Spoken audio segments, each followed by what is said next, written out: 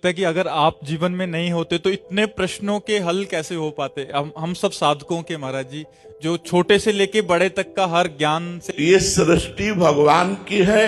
भगवान अपनी सृष्टि का संतुलन बनाए रखने के लिए किसी न किसी संत के हृदय में बैठ करके काम करने लगते हैं।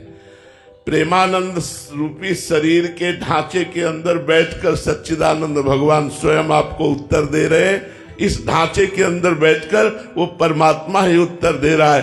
ये प्रेमानंद शरीर जो है, इस शरीर को धारण करने वाला जो जीव जो है वो तरंग समुद्र में मिल चुकी है। अब समुद्र का ही राज्य है, अब कोई तरंग का राज्य नहीं है, अब केवल समुद्र ही है। वो आनंद सिंधु जो परम सुख राशि परमात्मा है, वही प्रकाशित होकर आप लोगों के प्रश्नों का उत्तर दे रहा है। नहीं, ये शरीर मरा हुआ किडनी फेल है, इसमें कोई सामर्थ्य नहीं, ये केवल श्री कृष्ण कृपा काम कर रहे। महाराज जी, ये बात आज क्यों नहीं दृढ़ता पूर्वक समझ? आज माया है इसलिए नहीं समझ में आएगी। कई बार बताया है कि माँ अपने बच्चे को जब सजाती है तो 2 टिक्का काजल के रख देती है। बोले क्यों? बोले किसी की नजर न लगे।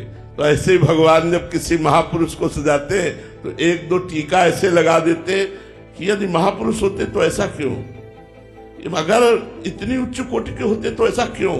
और जब शरीर छूट जाता है तब बोले, उनकी जीवनी पढ़ के बोले, अरे यार ये तो ऐसे महापुरुष थे। प्रगट में गुरु साक्षात परब्रह्म, ये भाव कोई बिरला ही कर पाएगा। और जब पधार गए तब कहते हमारे गुरु जी तो साक्षात परब्रह्म और सिद्ध कोटि के महापुरुष थे। और जब जीवित रहते तो उनकी आज्ञा का उल्लंघन करते रहते, उनको एक साधारण पुरुष मान करके उनकी अवज्ञा कर देते हैं। ये माया का प्रभाव है।